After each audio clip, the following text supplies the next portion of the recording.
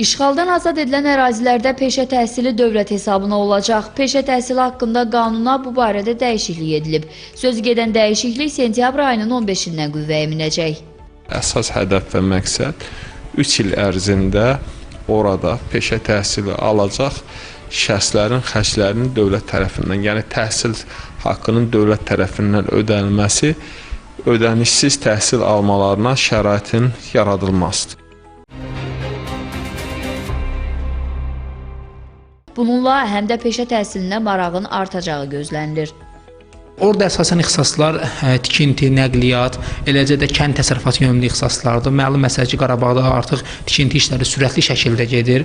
Eləcə də orada yaxın ərazilərdə qızıl mədənləri var və o yöndə ixtisaslar var təbii ki. Və əsas da orada müəyyən qədər maliyyə yönümlü ixtisaslar da öz əksini tapır. Həmçinin orada insanların məşğuliyyəti, dərzilik, tikişlə bağlı olan ixtisaslar var ki, onlar da Qarabağ və onun ətraf ərazilərində olan peşə məktəblərində həmin ixtisasları biz rast gələ bilirik.